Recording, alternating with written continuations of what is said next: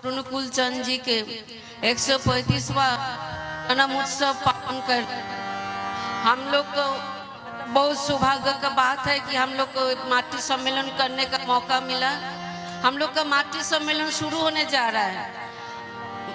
रोमी माँ गुरु वंदना से मातृ सम्मेलन शुरू हो रहा है हम लोग से। जय गुरु ब्रह्मा गुरु विष्णु गुरुदेव महेश्वर गुरुरेवा परम ब्रह्म तस्मै श्री गुरवे नमः। अखण्डमण्डलाकारं व्याप्तं येन चराचरं तत्पादं दर्शितं येन तस्मै श्री गुरवे नमः। अज्ञानतिमिरान्धस्य ज्ञानाञ्जनशलाकया चक्षुष्मिलितं येन तस्मै श्री गुरवे नमः। स्थावरं भक्तं चराचरं पादं दर्शितं येन तस्मै श्री गुरवे नमः।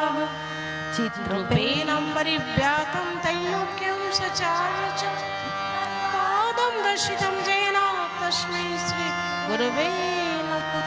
न गुरुरधिकं त्वत्त न गुरुरधिकं तप त्वत्ज्ञानार्थपन्नास्ति तस्मै श्री गुरवे नमः। मन्नाथ श्री जगन्नाथ मद्गुरु श्री जगद्गुरु मदात्मा सर्वभूतात्मा तस्मै श्री गुरवे नमः। गुरुराधिनादीक्ष गुरु परम दैवतं गुरुर्परं तन्नास्ति तस्मै श्री गुरवे नमः। ब्रह्मानंद परम सुखदं केवलं ज्ञानमूर्तिं ददातीतं गगनसदृशं तस्मशाधिलक्षणम् एको नित्यं विमलमचलं सर्वधि साक्षीभूतं भावातीतं त्रिगुणरहितं सद्गुरु त्वां नमामि सद्गुरु त्वां नमामि सद्गुरु त्वां नमामि।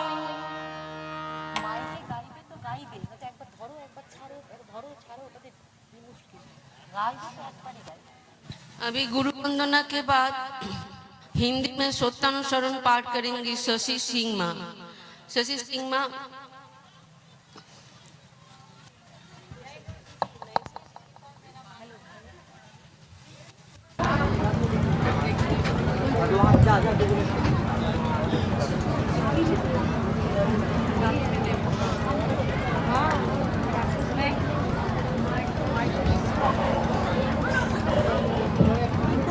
देवता समझो, और देवता का अर्थ वही है जो तुम्हारी आंखों के सामने उज्जवल रूप में मन को उज्जवल और उत्फुल्ल कर रहे हैं।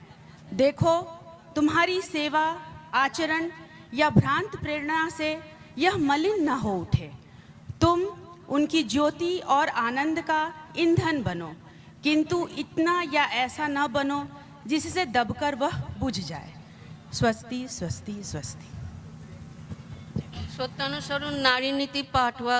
अभी पूजनीय साधनादि रचित प्रार्थना करेंगी सविता माँ, रुद्रासी माँ, प्रीति माँ, सुलेखा माँ मिलके।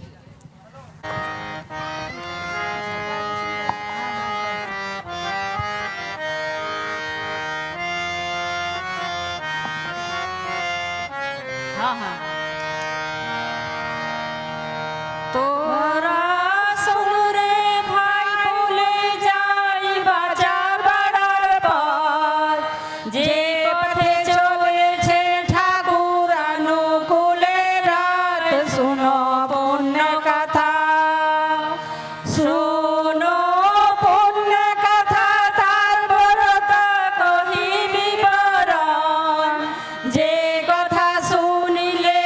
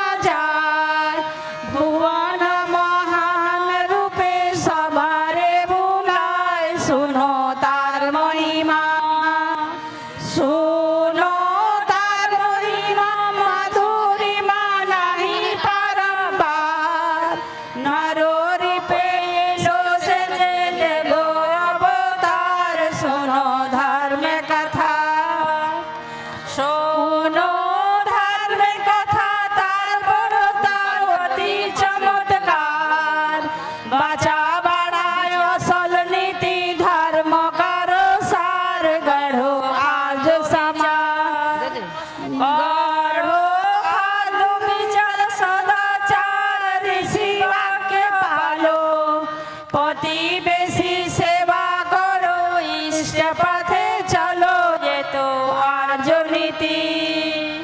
এই তো আর্য নীতি, ধর্ম নীতি, হিংসা দেশ ছাড়ো।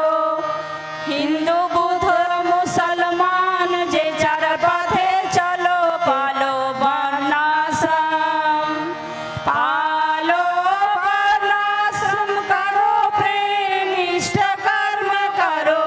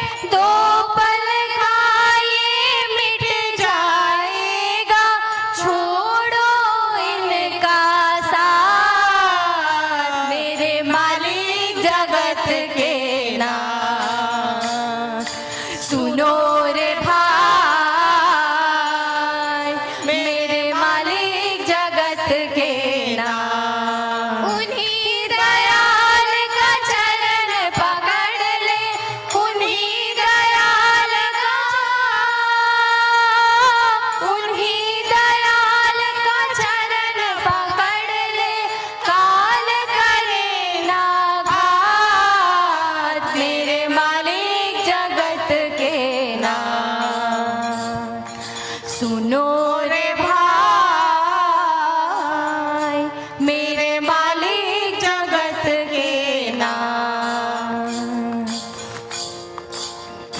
साधु गुरु का कहना मानो, भक्ति प्रेम को मन में ठानो, साधु गुरु का कहना मानो, भक्ति प्रेम को मन में ठानो, सेवक बनकर उनको पाओ, सेवक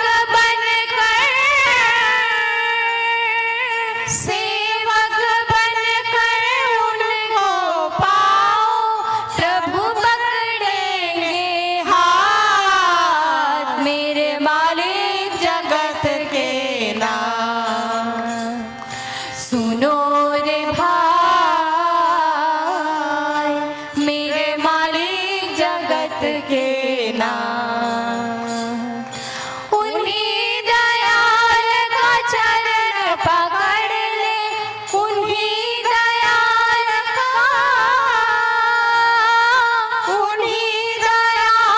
का चरण पकड़ ले, काल करे ना घात, मेरे मालिक जगत के नाम, सुनो रे भाई मेरे मालिक जगत के नाम, मेरे मालिक जगत के नाम, मेरे मालिक जगत के नाम। अभी माँ लोग बहुत सुंदर एक भजन परिवेशन किए। अभी जाजन के ओर हम लोग चल, माँ को 5 मिनट टाइम दिया जा रहा है, 5 मिनट माँ जाजन करेंगी। रूपा माँ,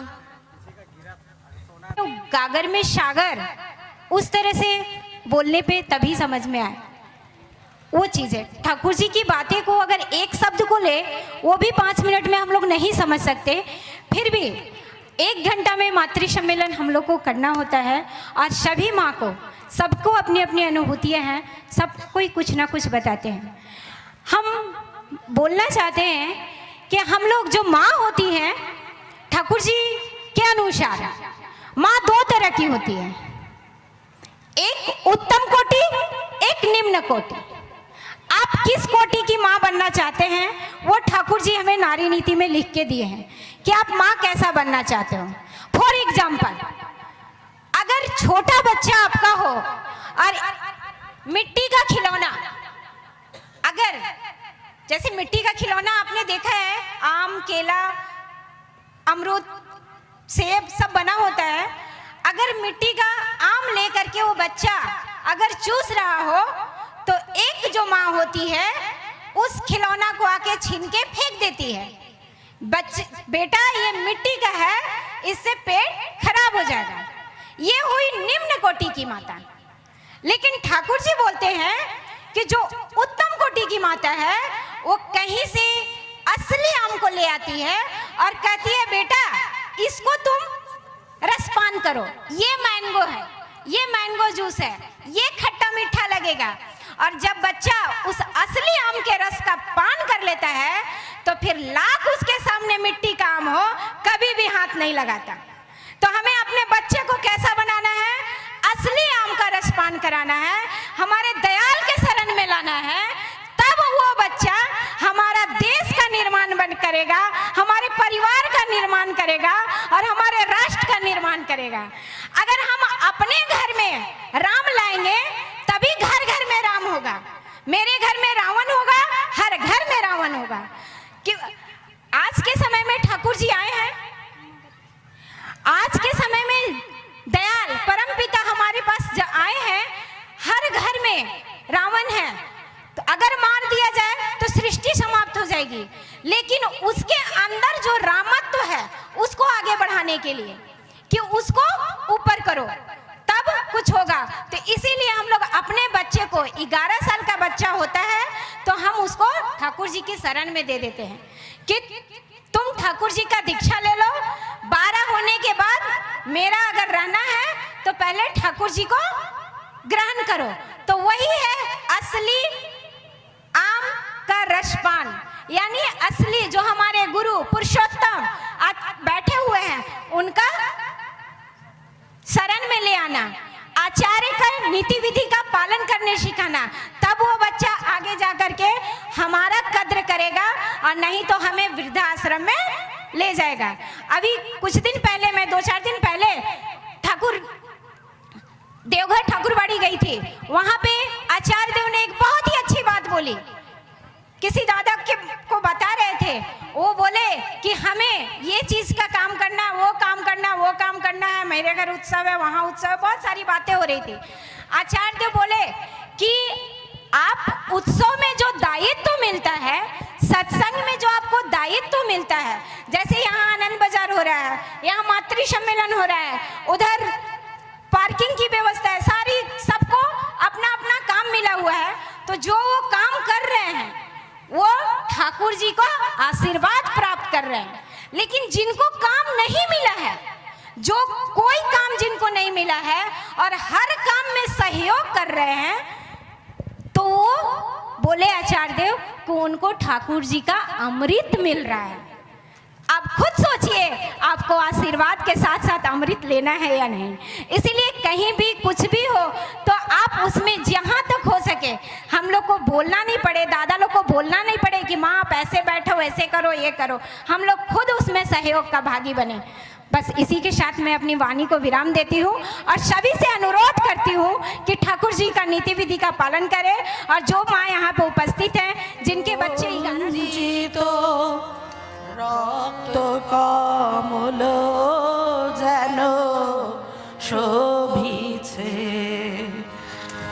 শ্রীপদ পঙ্কজ অনক্ত রঞ্জিত রক্ত কমল যেন শোভিছে শ্রীপদ পল্লব জগত দুর্লভ ভক্ত জন কৃপা লোভিছে মাধুরী মণ্ডিত মমতা সিঞ্চিত দুনয়নে করুণা ঝরিছে তাপস বন্ধিত চরণ যুগল হৃদয় পদ্ম আলো করিছে সফল জীবন সাধন পূজন দর্শনে হৃদয় ভরিছে শ্রীপদ পঙ্কজ অলোক্ত রঞ্জিত রক্ত কমল যেন শোভিছে तापस अनुकूल चंद्र जी का 135वां जन्म महोत्सव बड़े ही धूमधाम से यहाँ हम लोग मना रहे हैं। और ये उत्सव जो है अलग अलग तिथि में पूरे विश्व में मनाया जा रहा है। हमारे ठाकुर जी को क्यों आना पड़ा इस धराधाम पे?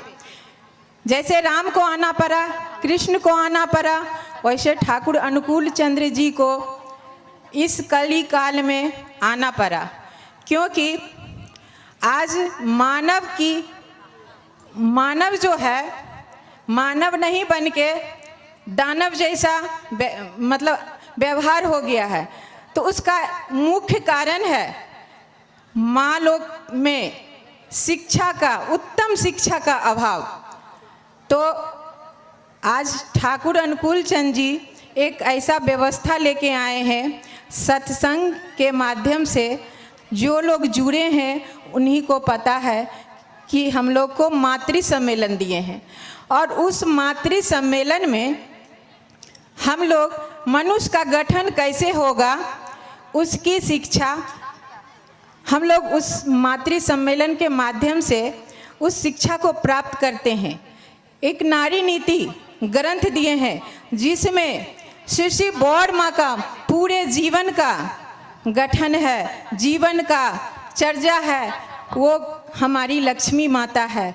एक उत्तम माँ कैसे बन सकती है? वो एक पत्नी भी हो, उत्तम पत्नी भी हो, उत्तम माँ भी हो, उत्तम बहू भी हो, उत्तम बेटी भी हो।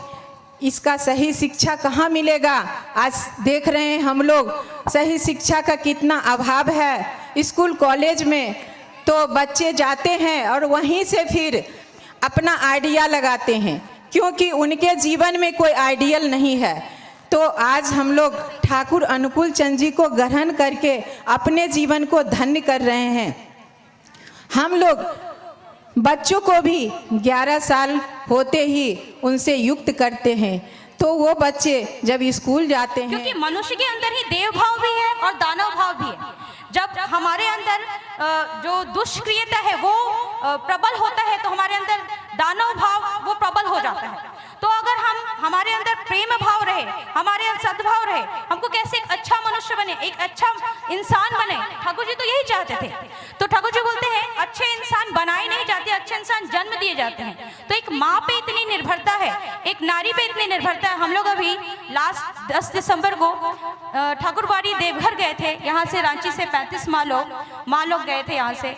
तो आचार्य देव माँ लोग के बारे में बोल रहे थे कि हमारा जन्म यानी मेरा जन्म भी माँ से ही हुआ है। वो ऐसा बोले, मेरा जन्म भी माँ से हुआ, तो माँ से कैसे एक देवपुत्र संतान का जन्म हो सकता है? तो इसके लिए जरूरत है सुविवाह की, तब जाके सुसंतान का जन्म हो सकता है। साथ ही साथ हमारे जीवन में जब इष्ट हो, जब हम इष्ट केंद्रित रहेंगे, जब हमारे जीवन में जीवंत आदर्श हो, जब हमारे जीवन में ठाकुर जी का जो जीवंत रूप है हम उनको लेके चले।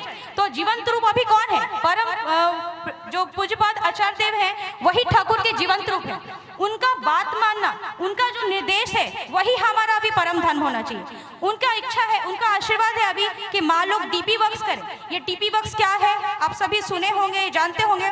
डीपी वर्क्स यानी दीक्षा पथ का जो रेक्टिफिकेशन का काम चल रहा है। जो बहुत ऐसे माँ लोग हैं, दादा लोग हैं, जिनका दीक्षा छूट गया है या लोग नहीं कर पा रहे हैं, उनको पुनः ठाकुर जी से जोड़ना है। और इस काम में माँ का कितना सहयोग हो सकता है, वो बहुत एग्जाम्पल के साथ हमको बताए कि कैसे जब राम सेतु का निर्माण हो रहा था, तो कैसे एक गिलहरी, एक छोटी सी गिलहरी अपना उस पुल निर्माण में योगदान दे रही थी। उसमें बालू लगा के अपने शरीर में वो पुल निर्माण। तो आपका एक छोटा सा सहयोग भी कैसे एक बड़ा कार्य कर सकता है, ये आचार्य देव एग्जाम्पल देके बता रहे थे। दूसरा जो आचार्य देव बोले, मैं उसी बात को यहाँ पे बोल रही हूँ। उन्होंने कहा कि कैसे एक बार त्रिपुरा का जब मंदिर बन रहा था, तो माँ लोग का कितना बड़ा कॉन्ट्रीब्यूशन होता है। तो माँ लोग का जो गुण है, ठाकुर जी जो 8 गुण बोले हैं, उसमें गुण है संरक्षण। एक गुण होता है संरक्षण। तो कैसे माँ लोग थोड़ा थोड़ा बचा करके इस कार्य में उसको लगा सकती है। तो त्रिपुरा का मंदिर का एक एग्जाम्पल दिए कि माँ लोग ने इकट्ठा करके 50 लाख रुपए मंदिर के लिए दिए थे। तो हमारे अंदर कितनी क्षमता है, जब हम सत आचार्य के निकट अपने आप को सरेंडर करते हैं, जब हम अपने आप को उनसे युक्त करते हैं, तो हमारा जो वैशिष्ट है, जो हमारा जो अंदर का जो सत्भाव है, वो जागृत होता है। कैसे प्रिय परम के स्पर्श पाकर एक खेत जैसे लहलहा उठता है। जैसे मैं खेत की बात करूं या मनुष्य या जानवर जो भी है, वो प्रेम का स्पर्श पाके कैसे उनका वैशिष्ट जागृत होता है। मैं यहाँ एक छोटा सा एग्जांपल दूंगी। जैसे मान लीजिए एक किसान है, क्योंकि मनुष्य के अंदर ही देव भाव भी है और दानव भाव भी है।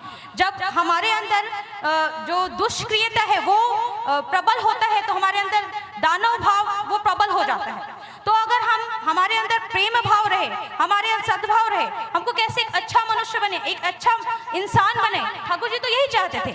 तो ठाकुर जी बोलते हैं अच्छे इंसान बनाए नहीं जाते, अच्छे इंसान जन्म दिए जाते हैं। तो एक माँ पे इतनी निर्भरता है, एक नारी पे इतनी निर्भरता है। हम लोग अभी लास्ट 10 दिसंबर को ठाकुरबाड़ी देवघर गए थे, यहाँ से रांची से 35 माँ लोग गए थे यहाँ से।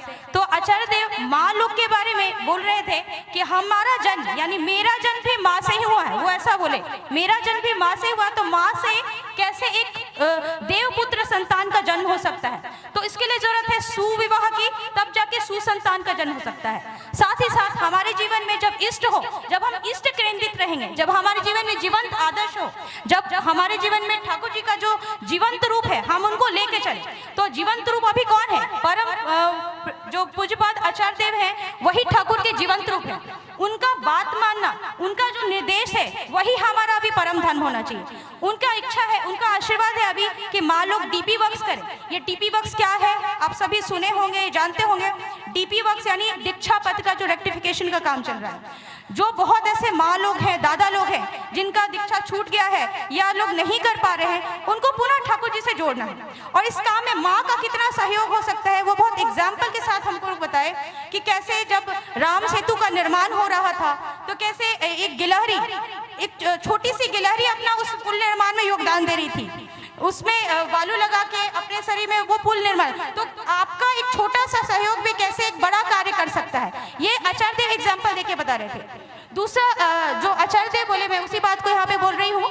उन्होंने कहा कि कैसे एक बार त्रिपुरा का जब मंदिर बन रहा था तो माँ लोग का कितना बड़ा कॉन्ट्रीब्यूशन होता। तो माँ लोग का जो गुण है, ठाकुर जी जो 8 गुण बोले हैं उसमें गुण है संरक्षण, एक गुण होता है संरक्षण। तो कैसे माँ लोग थोड़ा थोड़ा बचा करके इस कार्य में उसको लगा सकती है। तो त्रिपुरा का मंदिर का एक एग्जाम्पल दे कि माँ लोग ने इकट्ठा करके 50 लाख रुपए मंदिर के लिए दिए थे। तो हमारे अंदर कितनी क्षमता है, जब हम सत आचार्य के निकट अपने आप को सरेंडर करते हैं, जब हम अपने आप को उनसे युक्त करते हैं, तो हमारा जो वैशिष्ट है, जो हमारा जो अंदर का जो सत्भाव है वो जागृत होता है।